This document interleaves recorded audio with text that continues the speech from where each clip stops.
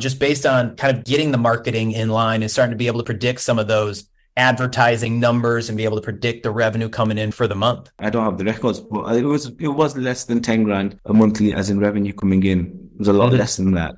But recently, we've gone to 40s as well. This is at peak time, which is so far the highest.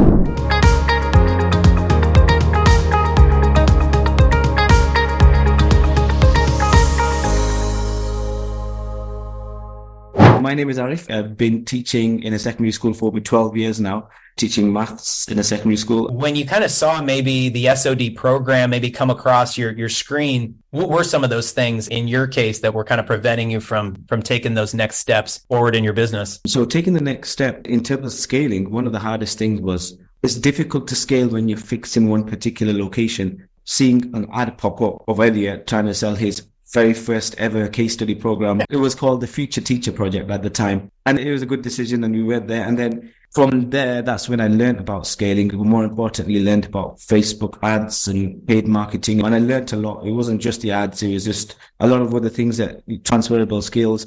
And more importantly, it was a shift in mindset. I think that's the biggest block for me. What have been some of the biggest results that you've seen from kind of enacting a lot of these skills that you kind of learned from SOD and then eventually from the Impact program? What have you seen in your own business? One of the biggest successes is that I'm not teaching anymore. I have the option. If I want to, I can go into teaching in terms of in the business, but I choose not to. I have a team of teachers. It was peak season, or it was a time where, we'd get a lot more students in. A lot of things were happening. But luckily, I had set the systems in place where it could run without me. That's how a business should be. They're running on autopilot. Where were you kind of pre-SOD? Where have you kind of started rolling in now, just based on kind of getting the marketing in line and starting to be able to predict some of those advertising numbers and be able to predict the revenue coming in for the month? I don't have the records, but it was less than 10 grand a monthly as in revenue coming in. It was a lot less than that.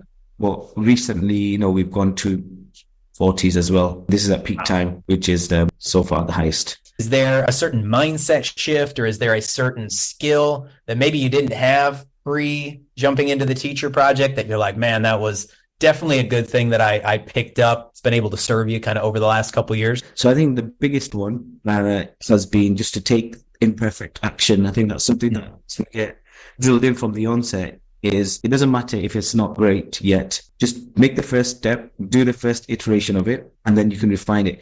But without having that first step, you never move on to get to where you want. What was that like, going from SOD, kind of swimming in one pond, to then jumping up to the Impact program and being with some of our clients, some of our top clients that are really starting to develop businesses and organizations and teams? Can you fill everybody in about that? Because I don't think we talk about that enough, about what's happening up there. With SOD, that served a purpose. I learned all the skills.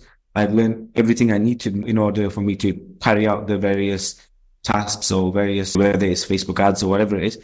But then the next step was how I just need to be part of a community with like-minded people that are at a similar level to me, so then I can up my game. With Impact, it's more about rubbing shoulders with other people that are on the way to grow bigger. So it's just being around those people, learning from their mistakes, having the discussions, those sort of things, what really helps with the Impact. What advice would you give to someone that might be in a similar place as you, that was like, hey, I'm teaching in the school, I want to go ahead and start my own thing, not really sure how to kind of do that? What advice would you give to them that might be able to help them just kind of start this process? Like you mentioned as well, just make the very first step. Even if you are teaching, like I was a student when I started, so I was still managing that, and then I set you up. So just to start off something and then build on it from there. Just make the decision to jump either side, like either left or right, but just jump. Yeah, and then you'll realize if it's a right or wrong decision. But I think the biggest thing is just making that jump and that leap of faith, and everything else will fall into place. Working with Elliot or working with this whole students on demand and Impact, etc. It's definitely built me into who I am now, and I've seen so many people literally transform their lives over the past few years working with this, working in the program on students on demand. So yeah, if you're not sure as well, just give it a go, and you'll arrange that phone call with whoever it is, and yeah, make it happen.